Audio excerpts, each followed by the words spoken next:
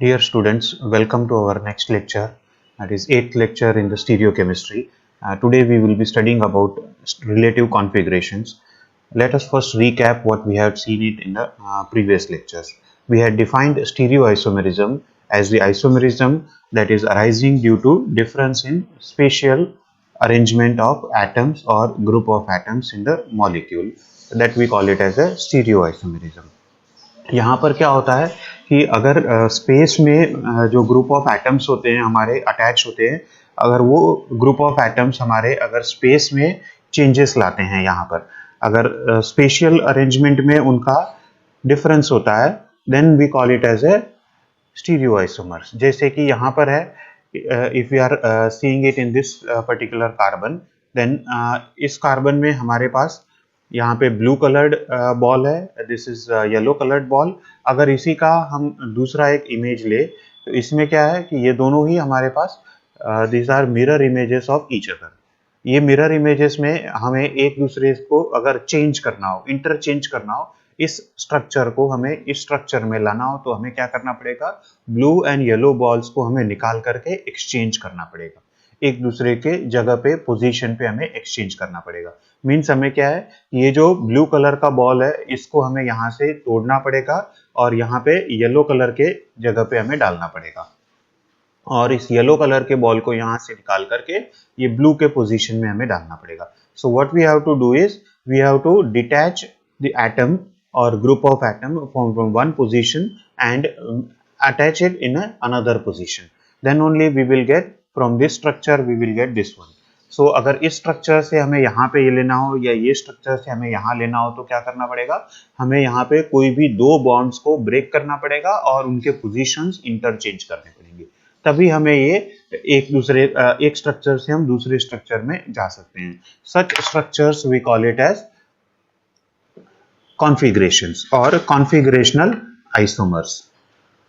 Configurational isomers में हमारे पास एक स्ट्रक्चर से दूसरे स्ट्रक्चर में जाने के लिए हमें बॉन्ड्स को ब्रेक करना पड़ेगा, तभी हम एक से दूसरे इसमें हम जा सकते हैं. जैसे यहाँ पर ये हमें ब्लू बॉल्स को हमें चेंज करना पड़ेगा इन पोजीशन ऑफ येलो, और येलो बॉल्स को ब्लू बॉल्स, और मे बी ब्लू को व्हाइट में और व्हाइट को ब्लू में, किसी भी दो बॉन्ड्स को हमें चेंज करना पड़ेगा ताकि हमें दूसरा उसका आइसोमर मिल जाएगा. So that is called as a configurational isomers.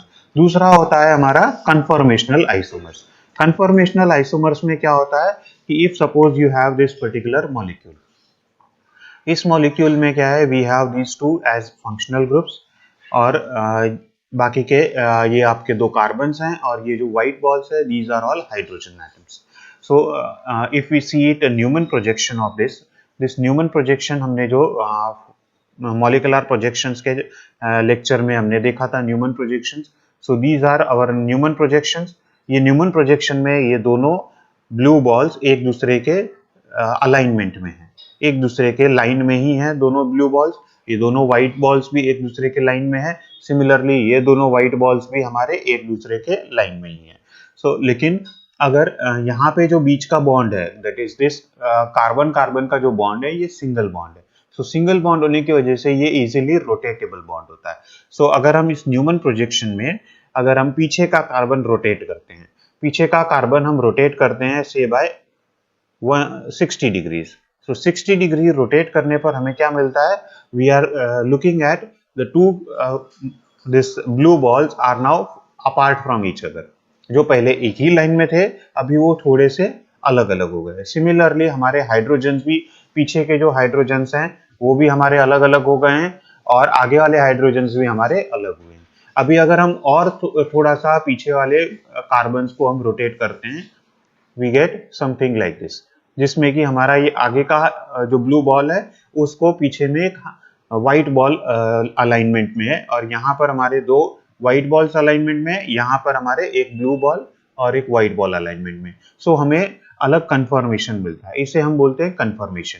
तो जो कि हमारा कार्बन कार्बन बॉन्ड को हम रोटेट करके हम मिला सकते हैं कन्फर्मेशन. सो यहाँ पर हमें और एक मिलता है कन्फर्मेशन कि जिसमें कि blue balls are exactly opposite to each other. ऊपर एक है और एक पीछे वाला ब्लू बॉल आपका नीचे की तरफ पॉइंट कर रहा है, आगे वाला ब्लू बॉल ऊपर की तरफ पॉइंट कर रहा है। वैसे ही आपके हाइड्रोजन्स भी सारे ऑपोजिट टू ईच अदर है।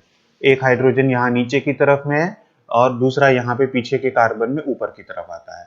सिमिलरली यहाँ पर एक हाइड्रोजन नीचे की तरफ में जा रहा है और यहाँ का हाइड्रोजन ऊपर की तरफ में आ रहा है। So we have all oppositely oriented each other. So ये आपके हुए कन्फर्मेशन। जैसे जैसे आप इसको रोटेट करते हो वैसे आपको अलग अलग कन्फर्मेशन मिलते हैं। These are conformation which are obtained by just rotation of carbon carbon single bond. ये कार्बन कार्बन सिंगल बॉन्ड को रोटेट करके हमें ये कन्फर्मेशंस मिल सकते हैं। So this are called as conformations. इसमें हमें कोई बॉन्ड ब्रेक करने की जरूरत नहीं है, हमें सिर्फ इसे रोटेट करना है, तभी हमें ये कन्फर्मेशंस मिल जाते हैं। जबकि हमें अगर कॉन्फ़िगरेशन लाने हो तो इसमें से बॉन्ड को ब्रेक करना पड़ेगा। कॉन्फ़िगरेशंस के लिए हमें क्या होता है कि इस मॉलिक्यूल में हमें दूसरा इसका मिरर इमेज अगर दूसरा आइसोमर में अगर हमें इसे कन्वर्ट करना है तो कोई भी दो बॉन्ड्स को हमें ब्रेक करके उसके पोजीशंस चेंज करने पड़ेंगे।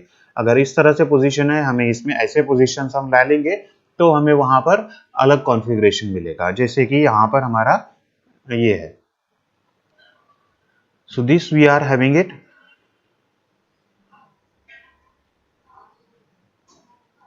ये दोनों हमारे कन्फर्मेशंस हैं। सो इन कन्फर्मेशंस को हमें चेंज करना पड़ेगा, तभी हमें यहाँ पर दो पोजीशंस को हमें एग्जैक्टली इसे ब्रेक करना पड़ेगा और इंटरचेंज करना पड़ेगा, तभी हमें ये इंटर कन्वर्जन यहाँ पे मिल सकता है। So that is called as a configuration. So this is the difference between a configuration and a confirmations. So today we will be looking after the configurations, and in this lecture we will concentrate more on a relative configurations. Configuration can be of two types. One is a relative configuration, the other is a absolute configuration. यहाँ पे configuration of a molecule refers to spatial arrangement of atoms or group of atoms. Configuration can be broadly classified into two categories. One is a relative and other is a absolute configuration. ये इस तरह से होता है कि suppose we have drawn these two lines. So these two lines, let's say this is A and this is B. A line is smaller than B line. So हम यहाँ पर क्या कर रहे हैं, A line को हम B से कंपेयर करके फिर देख रहे हैं और तभी हमें वहां पे पता चल रहा है कि A line is smaller than B line. Otherwise यहाँ पे हमें सिर्फ हमें ए लाइन ही दिया हो, सिर्फ एक ही लाइन अगर हमें दिया गया हो तो ये छोटा है या बड़ा है इसे हमें पता नहीं चलता है। तो हम वहां पे उसको कंपेयर नहीं, हम बोल नहीं सकते हैं कि ये लाइन हमारा ये छोटा लाइन है या बड़ा लाइन है। लेकिन अगर हम वो किसी और के साथ कंपेयर करके देखें तभी हमें पता चलेगा कि ये हमारा छोटा है as compare to other line, this is a smaller line. Similarly हमारा अगर हम दूसरा कोई शेप ऐसा कुछ देखें, so this shape is smaller than this particular shape. So ये हम जब एक शेप को दूसरे शेप से कंपेयर करते हैं तभी हमें वहां पे पता चलता है कि ये हमारा छोटा है या बड़ा है। So we get different lines with that, different comparisons we can get it if we are making a comparison between two objects, then we can have relative comparisons. Similarly अगर हमारे पास एक स्क्वायर है, let us say we have a square of say length 2 centimeter, means the area of this will be, we will have length into breadth will be the area, so it will have an area of 4 centimeter square will be the area. ये हमारा 4 centimeter square जो area है, this is a absolute term. इसमें कोई हम किसी के साथ कंपेयर नहीं कर रहे हैं कि ये किसी से छोटा है या किसी से बड़ा है, ये हम वहां पे कंपेयर नहीं कर रहे हैं। फॉर एग्जाम्पल हम देख सकते हैं कि हमारा गांव है या हमारा सिटी है, सिटी हमारा छोटा है या बड़ा है, अगर हम ये कंपेयर करते हैं किसी और को सिटी को कंपेयर करते हैं तो हमें हमारा गांव या हमारा सिटी छोटा है या बड़ा है ये हमें पता चल सकता है। बट अदरवाइज अगर हम बोलते हैं कि हमारा सिटी 100 स्क्वायर किलोमीटर एरिया में फैला हुआ है, मीन्स क्या है कि this is a absolute term, 100 square kilometre area is covered by our city, this is an absolute term. इसको हम किसी और के साथ कंपेयर करके नहीं देख रहे हैं, हम सिर्फ एक हमारे सिटी को ही कंपेयर कर रहे हैं अपने आप से, किसी और से नहीं कर रहे हैं। So that will be your absolute configuration type. Similarly, relative will be when we are comparing one object with another object, then that will be a relative term. So chemistry में अगर हम स्टीरियो केमिस्ट्री में हम इस comparisons को हम देखते हैं, कॉन्फ़िगरेशंस में हम कंपैरिजंस हम देखते हैं, तो that will give us A relative configuration. और अगर हम एब्सोल्युटली उसी पर्टिकुलर मॉलिक्यूल को ही सिर्फ देख करके हम उसका अरेंजमेंट हम डिसाइड करते हैं, तो then it is called as a absolute configuration. Now when it is coming a relative configuration, then that relative configuration can be like यहाँ पे हमने लेंथ में देखा था छोटा है या बड़ा है, सिमिलरली हमने एरिया में भी देखा था, we are compared with area and here we had compared it with length. So वैसे किसके साथ कंपेयर कर रहे हो इसको हम देख करके उसके आगे हम लगाते हैं कि A is smaller than B in length. Similarly, this area is smaller than this area in this is smaller than this in area wise. That is area wise this is smaller than this one. So हम यहाँ पे area का comparison कर रहे हैं, यहाँ पे हम लेंथ का कंपैरिजन कर रहे हैं। सो दिस इज लेंथ और एरिया का हम कंपैरिजन करते हैं। वैसे ही स्टीरियो केमिस्ट्री में जब हम मॉलिक्यूल्स का कंपैरिजन करते हैं तो उसके आगे नाम के आगे में हम एक प्रीफिक्स लगाते हैं। नाम के आगे हम प्रीफिक्स लगाते हैं ताकि हमें पता चले कि हम ये कंपैरिजन किसके साथ कर रहे हैं और किस चीज का कंपैरिजन कर रहे हैं। These prefixes we call it as a stereo descriptor. ये हमें डिस्क्राइब करता है कि ये हम किस चीज का कंपैरिजन कर रहे हैं और क्या कर रहे हैं। तो अगर हम स्टीरियो केमिस्ट्री में ये करते हैं, then it is called as a stereo descriptor. This stereo descriptors are used to describe the stereochemistry of a molecule. Stereo descriptor is a prefix placed before the systematic name of the molecule to describe its stereochemistry. For example, we have a D-glucose or a cis-2-butene. D-glucose में क्या होता है? This is a glucose molecule. Glucose molecule के दो हमें structures मिलते हैं, एक होता है L ग्लूकोज एंड दूसरा होता है D glucose. So this one is showing a D glucose. What are L and D that we will just see it in short time. दूसरा होता है हमारा कार्बन कार्बन डबल बॉन्ड अगर रहेगा तो we have seen it that it can be either a cis or a trans. तो ये जो सिस और ए ट्रांस प्रीफिक्स आता है मॉलिक्यूल के नाम के आगे, ये हमारा मॉलिक्यूल है 2-ब्यूटीन, इसके आगे में हम ये सिस और ट्रांस यहाँ पे डाल रहे हैं, means this is a stereo descriptor that we are adding over there. ये हमें बताता है कि जो ग्रुप ऑफ एटम्स है, जैसे कि यहाँ पे ये मिथिल ग्रुप्स हैं, ये मिथिल ग्रुप्स दोनों ही एक तरफ में है, कार्बन कार्बन डबल बॉन्ड के एक तरफ में है या ऑपोजिट टू ईच अदर है। अगर ऑपोजिट टू ईच अदर है तो we call it as a trans isomer, और अगर एक तरफ में ही है तो दोनों को हम बोलते हैं सिस आइसोमर। सो ये सिस और ट्रांस हमें बताता है कि जो हमारे फंक्शनल ग्रुप्स है या जो हमारे ग्रुप ऑफ एटम्स है वो किस तरफ ओरिएंटेड है, मींस उसका स्टीरियो केमिस्ट्री क्या है ये हमें बताता है। So stereo descriptors are one which are used to describe the stereochemistry of the molecule. Relative configurations are the spatial arrangements of certain atoms or group of atoms in relation to other atoms in either in the same molecule or in the other molecule. यहाँ पे हम क्या करते हैं कि relative configurations में हम spatial arrangement देखते हैं अपने मॉलिक्यूल के एटम्स या ग्रुप ऑफ एटम्स का, एटम्स या फिर फंक्शनल ग्रुप्स का हम ओरिएंटेशन देखते हैं इन कंपैरिजन विद हमारे उसी मॉलिक्यूल के अंदर दूसरा कोई ग्रुप ऑफ एटम्स होगा उसके साथ करते हैं या तो फिर किसी और के साथ करते हैं। लाइक फॉर एग्जांपल यहाँ पर हमारा ये एक मॉलिक्यूल था, इस मॉलिक्यूल में हमने देखा था कि ये जो दो ब्लू बॉल्स है, ये दो blue balls are on the same side. So this is ये हम कंपैरिजन कर रहे हैं हमारे इसी मॉलिक्यूल का, सेम मॉलिक्यूल के अंदर ही हमारे दो ग्रुप ऑफ एटम्स को हम कंपेयर कर रहे हैं। So that is within the molecule, within the same molecule we are comparing it. Similarly, when we are comparing it with this, यहाँ पे हम कंपेयर में क्या कर रहे हैं कि जो हमारे ब्लू बॉल्स हैं इसमें हमारा blue ball left hand side में है और इसमें हमारा blue ball right hand side में है। सो हमारा ब्लू बॉल इस मॉलिक्यूल में, हमारा ब्लू बॉल इस मॉलिक्यूल के कंपैरिजन में ऑपोजिट डायरेक्शन में है। So that is what we are comparing between two different atoms we are comparing. So that will be our the configurations we will be comparing either within the same molecule or with the other molecules. So that is a relative configuration. This relative configuration was given by Fischer while studying carbohydrates. He proposed a method to designate configurations of the molecule. He was studying the structures of glyceraldehyde and there he arbitrarily absolutely arbitrarily he proposed that a dextroisomer, that is the isomer which rotates plane polarized light in a clockwise direction. हमने last lecture में optical isomerism में देखा कि अगर plane polarised light अगर उसके plane को हम क्लॉकवाइज डायरेक्शन में रोटेट करते हैं, then we designate it as small D or with a plus sign, that we call it as a dextroisomer. So Fisher arbitrarily proposed that dextroisomer of glyceraldehyde, that is plus glyceraldehyde, to be designated by a symbol capital D, and the levoisomer of the glyceraldehyde which rotates plane polarized light in a anti-clockwise direction and designated as minus glyceraldehyde as L isomer. Fischer ने ये दो हमें symbols दिए, capital D हमको दिया जिसमें dextro isomer of glyceraldehyde था, उन्होंने कैपिटल डी सिंबल दिया, और लिवो आइसोमर को उन्होंने सिंबल दिया capital L. These are completely arbitrary symbols, इसमें उसका ऑप्टिकल रोटेशन के साथ कोई लेना देना नहीं होता है. कैपिटल एल और कैपिटल डी में ऑप्टिकल आइसोमेरिज्म के साथ उसका कोई लेना देना नहीं है.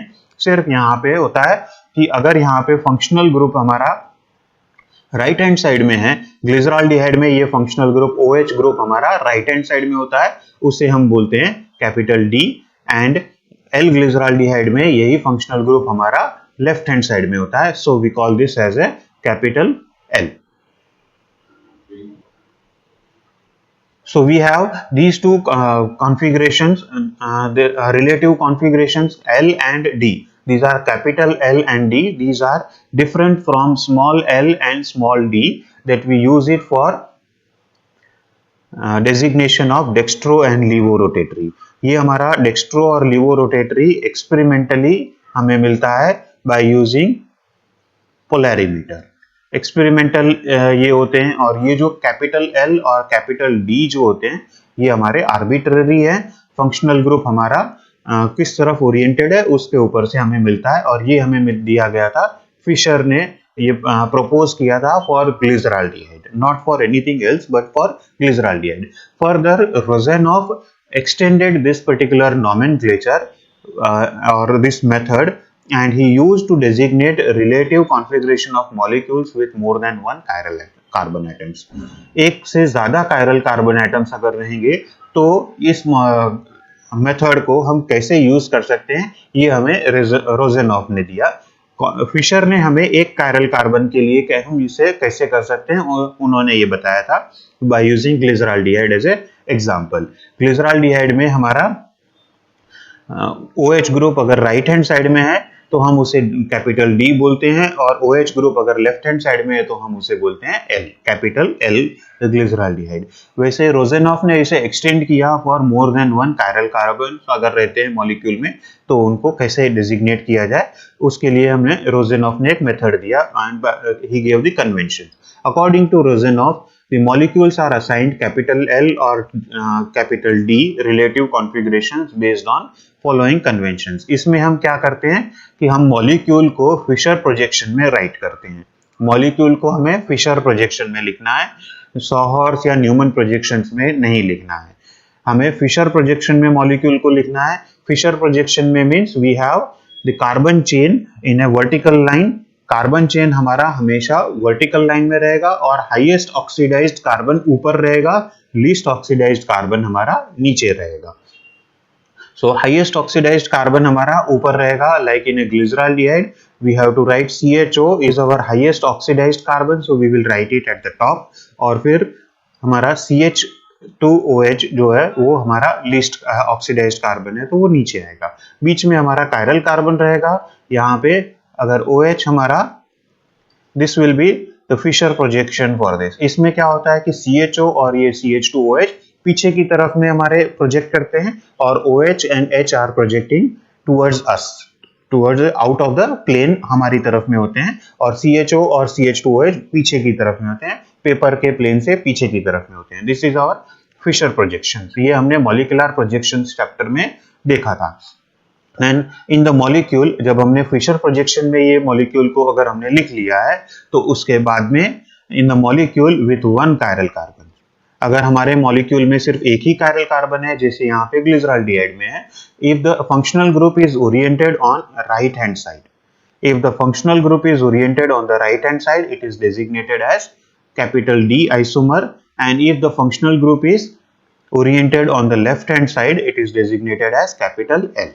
ये इंपॉर्टेंट चीज है, जैसे कि इस मॉलिक्यूल में ग्लिसरॉल्डिहाइड में हमारा OH हमारा फंक्शनल ग्रुप है, सो ये हमारा राइट हैंड साइड में है, इसलिए ये हमारा D आइसोमर हुआ. We call this as a capital D isomer. वैसे ही लैक्टिक एसिड में भी अगर हम देखें तो ये लैक्टिक एसिड में हमारा COOH ग्रुप हमारा हाईएस्ट ऑक्सीडाइज्ड कार्बन है, सो वो ऊपर रहेगा, CH3 हमारा नीचे रहेगा. फिर हमें OH को देखना है, यहाँ पर OH हमारा राइट हैंड साइड में है, इसलिए ये हमारा कैपिटल D आइसोमर हुआ. अगर ये OH हमारा लेफ्ट हैंड साइड में आता तो कैपिटल L होता है. इसी को अगर हम घुमा देते हैं, लाइक यहाँ पे अगर हम CH3 ऊपर लिखते हैं और COOH हमारा नीचे लिखेंगे, then we will have OH ये साइड में आएगा और H ये साइड में आएगा, अगर इसे 180 डिग्री से हम रोटेट करते हैं. लेकिन ये हमारा फिशर प्रोजेक्शन नहीं है. फिशर प्रोजेक्शन में हमेशा हाईएस्ट ऑक्सीडाइज्ड कार्बन हमारा ऊपर रहता है और लोएस्ट ऑक्सीडाइज्ड कार्बन हमेशा नीचे जाता है. सो हमें उसे रोटेट करके सही पोजीशन में लाना है और उसके बाद हमें देखना है कि हमारा फंक्शनल ग्रुप लेफ्ट में है या राइट में है. Then only we will get it whether it is capital D isomer है या कैपिटल L आइसोमर है. हमें उसे D आइसोमर का डेजिग्नेशन देना है या L आइसोमर का डेजिग्नेशन देना है. दैट इज स्टीरियो डिस्क्रिप्टर जो है वो D रहेगा या L रहेगा, वो हम वहां पे पता कर सकते हैं फॉर वन कायरल कार्बन. रोजेनॉफ ने ये मेथड यूज किया था more than one chiral carbon के लिए भी. So when we are looking at if the molecule has more than one chiral carbon, then the orientation of the last chiral carbon is taken into consideration. This is important. The orientation of the last chiral carbon is taken into consideration for designation of DL isomer or DL nomenclature. जैसे for example tartaric acid. Tartaric acid में हमारे पास दो COOH groups हैं, तो यहाँ पर दोनों ही सेम ऑक्सीडाइज्ड है, तो हम यहाँ पर इस तरह से लिखेंगे. ये जो मॉलिक्यूल है ऊपर में COOH, देन CHOH, CHOH and last COOH. इस मॉलिक्यूल में हमारे पास दो कायरल कार्बन्स हैं. These are the two chiral carbons that are present on this molecule. ये दोनों ही कायरल कार्बन्स में हमें क्या करना है, DL नॉमेनक्लेचर के लिए हमें लास्ट वाला कायरल कार्बन लेना है. सो ऊपर से हम नॉमेनक्लेट करेंगे 1, 2, this 3 and this one as a 4. सो हमारा लास्ट कायरल कार्बन हुआ 3.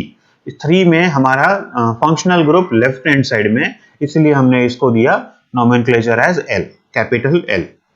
वैसे ही राइबोज में है कि हमारे पास ribose is a pentose sugar है, 5 कार्बन रहते हैं इसमें और 5 में से 3 कार्बन हमारे कायरल कार्बन होते हैं.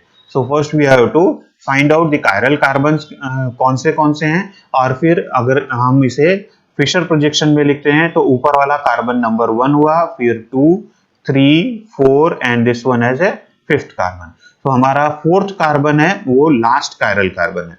2, 3 and 4 are the 3 chiral carbons. इसमें 4th कार्बन जो है वो हमारा लास्ट कायरल कार्बन है. सो ये 4th कार्बन में हमारा फंक्शनल ग्रुप OH जो है वो राइट हैंड साइड में है. Functional group OH right hand side में है लास्ट कायरल कार्बन में, इसलिए हम इसको डेजिग्नेशन देते हैं D. इसका हमारा स्टीरियो डिस्क्रिप्टर हुआ कैपिटल D. वैसे ही glucose molecule is a hexose. It is a aldohexose, aldehyde group है, और हेक्सोज है मीन 6 कार्बन एटम्स हैं. 6 में से 4 carbon atoms are chiral carbons. So this is 1, 2, this is 3, this is 4th chiral carbon.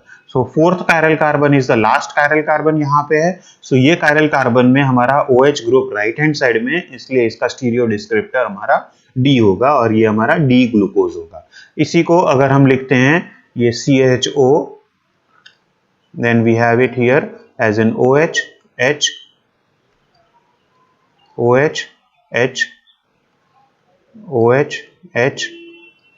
If you write OH on this side and H on here and here as a CH2OH, so इस molecule में क्या हुआ, this is also an aldohexose, it is also a glucose molecule, और यहाँ पे हमारे 4 chiral carbons हैं.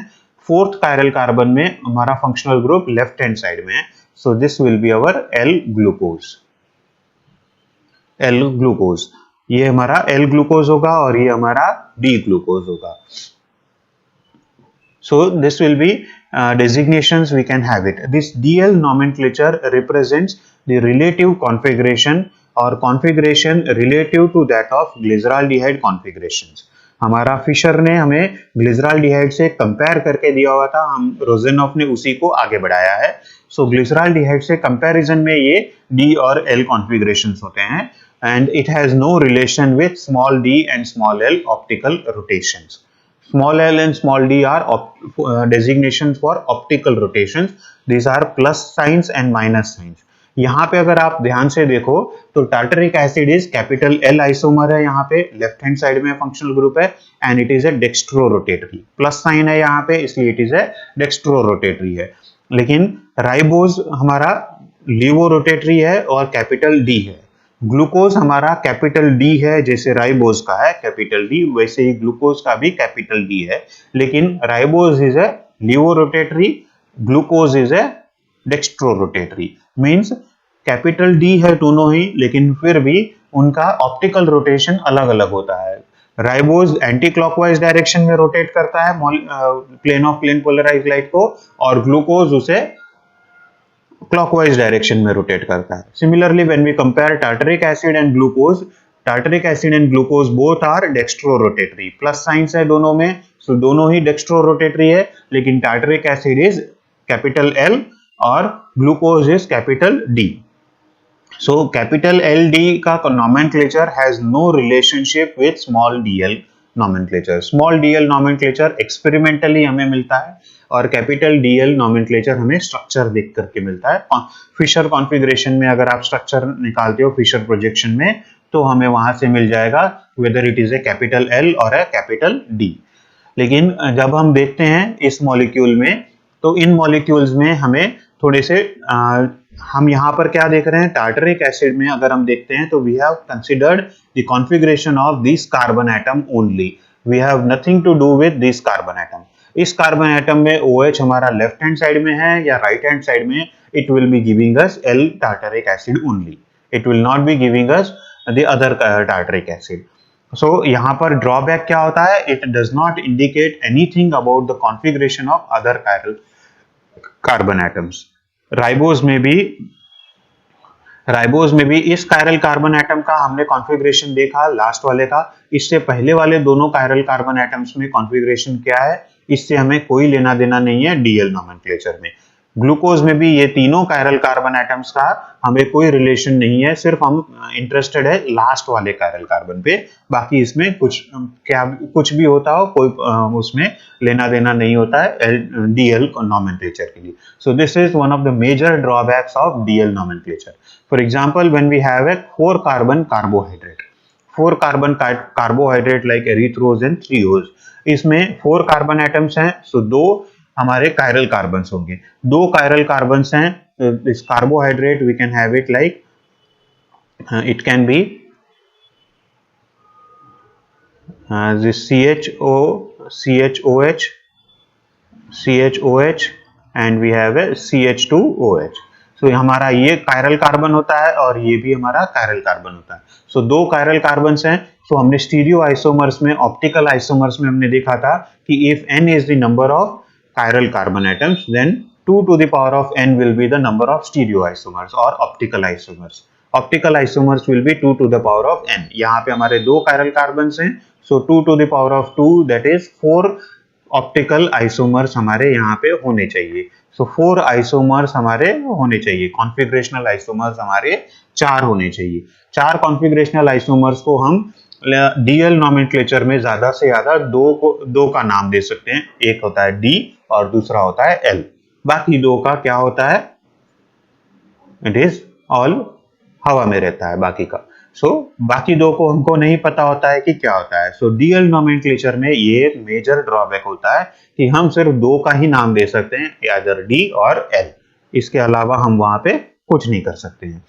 The 4 isomers of 4 carbon carbohydrate will be like this. इसमें क्या होता है कि ये जो 4 कायरल कार्बन्स हैं, 4 कार्बन एटम्स हैं, बीच वाले CHOH है, इसको हमने अरेंज किया कि दोनों OH on the right hand side, दोनों OH on the left hand side, पहला वाला OH लेफ्ट दूसरा राइट, या फिर पहला राइट दूसरा left.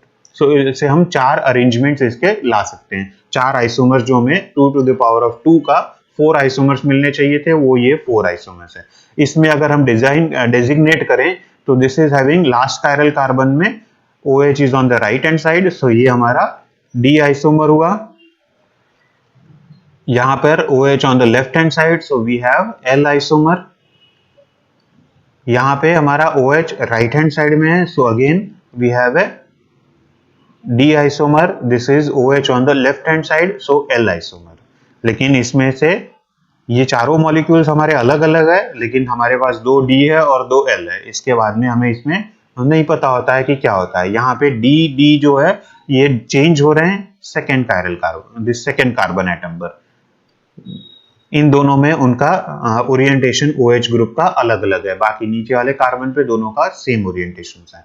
So this is the drawback for DL nomenclature.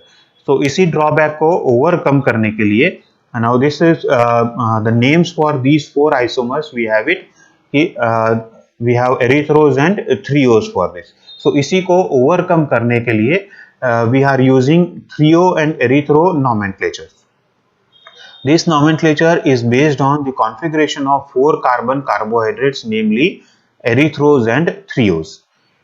Erythrose और threose को हम compare करके, these are the 2 erythrose molecules and these are the 2 threose molecules. Erythrose molecules में क्या होता है कि जो functional groups होते हैं दोनों same side में होते हैं, और threose molecule में functional groups are both on the opposite side of each other.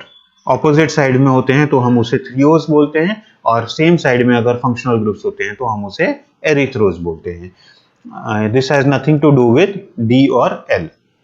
So erythroisomer in a molecule with 2 chiral carbon atoms, if the similar groups are on the same side of the isomer, same side, then the isomer is called as the erythroisomer.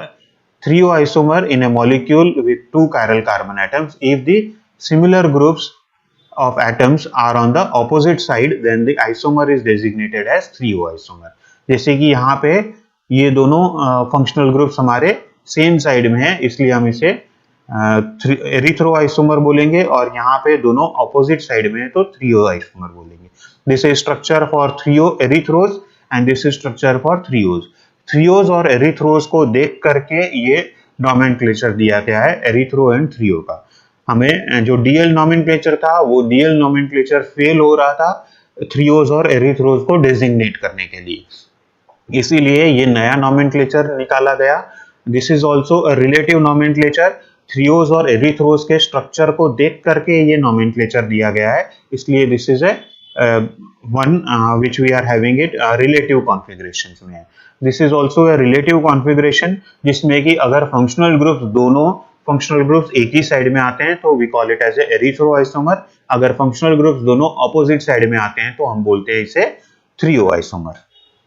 Like for example we can have it here, दोनों chlorine atoms हमारे एक ही side में है तो we have it as a erythro isomer. अगर दोनों chlorine atoms हमारे ऑपोजिट साइड में आएंगे तो we call it as a threo isomer. So this is also one type of a relative configuration where 2 chiral carbon atoms अगर रहेंगे तो हम उसके ओरिएंटेशंस को हम यहाँ पे डेजिग्नेट कर सकते हैं, जो कि प्रॉब्लम था DL आइसोमर्स में। DL नॉमेनक्लेचर में था कि 2 अगर chiral कार्बन एटम्स हो तो 2 chiral कार्बन एटम्स या उससे ज्यादा वाले हो तो उसमें हमें सिर्फ 2 ही नाम मिलते थे L और D, जबकि 2 chiral कार्बन एटम्स के हमारे पास 4 स्ट्रक्चर्स होते हैं। तो 4 स्ट्रक्चर्स को अलग अलग निकालने के लिए हमारे पास यहाँ पे हम ये कर सकते हैं, थ्रियो एंड एरिथ्रो आइसोमर्स को हम डेजिग्नेट कर सकते हैं। और threo and erythro along with DL, then we can nomenclate them as L erythro, D erythro and L threo, D threo. सो हमारे पास 4 अलग अलग आइसोमर्स के 4 अलग नाम मिल सकते हैं वेरी इजीली। लेकिन अगर इससे ज्यादा हो तो फिर से problem. Drawbacks for erythro and threo nomenclature में क्या होता है कि difficult to assign nomenclature of compounds having more than 2 chiral centres. अगर 2 से ज्यादा हुए, 2 तक का तो हमने अभी देख लिया कि थ्रियो एरिथ्रो को और DL को दोनों को मिक्स करके हम डाल सकते हैं, वहां पे हम नाम दे सकते हैं threo erythro as well as DL करके हम कर सकते हैं। लेकिन अगर 2 से ज्यादा हो गए तो फिर क्या होगा, we will have still a problem. Like for example, aldohexose. Aldohexose is we have a CHO. It is a aldo, so aldehyde group रहेगा. Then we have a CHOH. CHOH. It is hexose, so 6 carbon atoms होने चाहिए.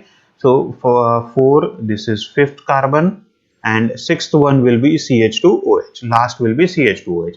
So यहाँ पे हमारे पास ये 1 chiral carbon, 2 chiral carbons, 3 and 4 chiral carbons.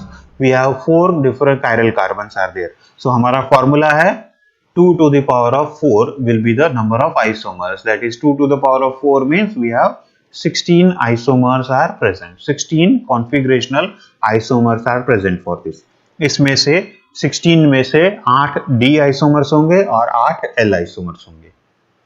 Last chiral carbon में हमारा configuration either on the left hand side होगा या राइट हैंड साइड होगा। तो 8 में राइट हैंड साइड में होगा और 8 में लेफ्ट हैंड साइड में होगा। सो जब भी वो लेफ्ट हैंड साइड में होगा तो वो L आइसोमर होगा, राइट हैंड साइड में होगा तो D आइसोमर होगा। So we will have 8 L isomers and 8 D isomers will be present in this. So these are the 8 isomers. ये हमने 8 आइसोमर्स निकाले हैं D isomers में। All of them are in D nomenclature.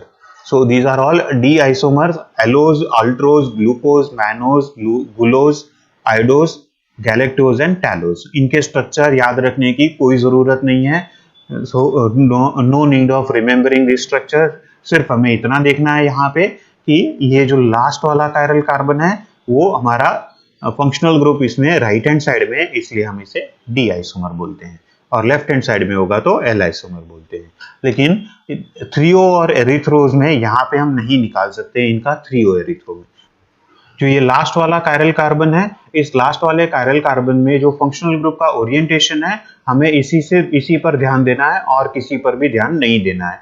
अगर ये functional group हमारा right hand side है so we designate it as D isomer. अगर ये फंक्शनल ग्रुप हमारा लेफ्ट हैंड साइड में है तो हम इसे एल आइसोमर बोलते हैं। सो यहाँ पे ये 8 स्ट्रक्चर्स में हमने ड्रॉ इस तरह से किए हैं कि जिसमें हमारा लास्ट कायरल कार्बन में जो फंक्शनल ग्रुप है वो सारे ही हमारे राइट हैंड साइड में है। बाकी अगर इसमें एलोस में हम देखें तो ये जो चारों ग्रुप्स होते हैं, OH ग्रुप्स होते हैं, ये चारों OH groups on the same side है। सो चारों OH groups on the same side है तो एरिथ्रो हम बोल सकते हैं। लेकिन जब हम अल्ट्रोज में आते हैं तो हम 3 OH ग्रुप्स हमारे सेम साइड में होते हैं। सो हम इसे क्या बोलेंगे फिर? That is a little bit problem. Glucose में हमारे पास 3 फंक्शनल ग्रुप्स सेम साइड में होते हैं, OH ग्रुप्स। सो इसे भी हम तो एरिथ्रोज बोलेंगे। सो एरिथ्रोज हम वहां पे ऐसे नहीं कर सकते हैं। सो एरिथ्रोज और थ्रियोज, एरिथ्रो एंड थ्रियो नॉमेनक्लेचर या डी और एल नॉमेनक्लेचर का अपना एक लिमिटेशन होता है। थ्रियो एरिथ्रो 2 कायरल कार्बन्स अगर रहेंगे तो हम उसको नॉमेनक्लेट कर सकते हैं। डी और एल का जो होता है वो डी और एल का भी एक अपना लिमिटेशन है कि वो सिर्फ 2 आइसोमर्स को ही डेजिग्नेट कर सकता है, उससे ज्यादा को नहीं कर सकता है, क्योंकि वहां पे हमारे पास 2 ही ऑप्शन है, एल और डी, उससे आगे का नहीं होता है। सो वो नंबर ऑफ कायरल कार्बन्स आपके कितने भी हो, वो सिर्फ लास्ट कायरल कार्बन का कॉन्फ़िगरेशन हमें बता सकता है, उससे आगे दूसरे कायरल कार्बन्स में क्या होता है वो उसको नहीं होता है। So that is one drawback for both the DL as well as thrio erythro nomenclatures. These are thrio and erythro का दोनों का हमें प्रॉब्लम्स भी हैं, वहां पे ड्रॉबैक्स भी है, but these are also easier to remember also. So हम इसको यूज भी करते हैं, पर्टिकुलरली कार्बोहाइड्रेट केमिस्ट्री में या फिर अमीनो एसिड की केमिस्ट्री में हम थ्रियो एरिथ्रो DL नॉमेनक्लेचर्स हम यूज करते हैं। All natural amino acids are L amino acids, और सारे ही नेचुरल कार्बोहाइड्रेट्स हमारे डी आइसोमर्स होते हैं। सारे कार्बोहाइड्रेट्स डी आइसोमर्स होते हैं और सारे अमीनो एसिड्स हमारे एल आइसोमर्स होते हैं। तो हमारे बॉडी में जो भी जितने भी प्रोटीन्स होते हैं वो सारे प्रोटीन्स एल अमीनो एसिड से बने हुए होते हैं, और हमारे बॉडी में जितने भी कार्बोहाइड्रेट्स होते हैं वो सारे कार्बोहाइड्रेट्स हमारे डी आइसोमर्स होते हैं, डी कार्बोहाइड्रेट्स होते हैं। एल कार्बोहाइड्रेट्स हमारे बॉडी में नहीं होता है, या डी अमीनो एसिड्स हमारी बॉडी में नहीं होते हैं, एक्सेप्ट फॉर फ्यू बैक्टीरियाज जिसमें कि डी अमीनो एसिड्स कुछ मात्रा में होते हैं, बाकी सभी जगहों पे एल अमीनो एसिड्स ही होते हैं. So these are easy to assign the relatively very easy to assign the configuration. So हम इसे use करते हैं particularly in carbohydrate and amino acid chemistry, और दूसरे इसमें भी हम इसको use करते हैं because of its ease of applications. So यहाँ पे हम assign करके देखेंगे इन चार structures में whether it is erythro or thrio or L or D.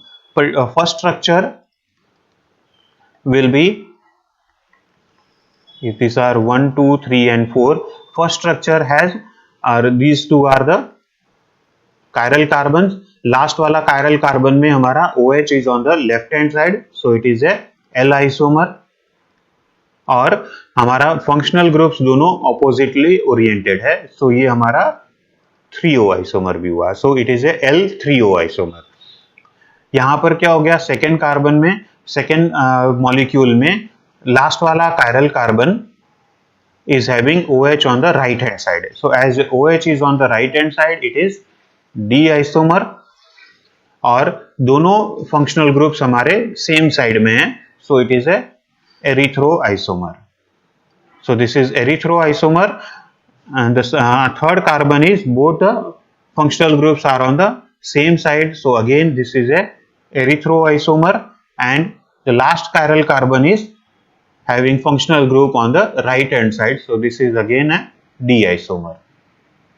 Similarly fourth structure में हमारा functional group left hand side में है, last chiral carbon में left hand side में है, so it is a L isomer, और functional groups दोनों chiral carbon पे functional groups oppositely oriented है, so it is a 3O isomer. So in this way we can assign the relative configuration either LD or 3O erythro isomers in within few seconds. So हमारा ये applications बहुत easy हो जाते हैं, and that is why we are using this DL or 3O erythro nomenclature still.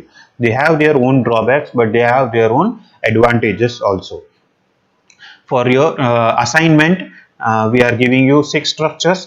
आपको ये 6 structures में DL nomenclature निकालना है और 3O erythro निकालना है, और ये टेबल फॉर्मेट में यहाँ पे लिखना है whether it is a D और L और 3O या erythro isomer है, और इसका पिक निकाल करके आपको सबमिट करना है as an assignment. So this is your assignment for this lecture. Thank you very much. I hope you have understood this lecture.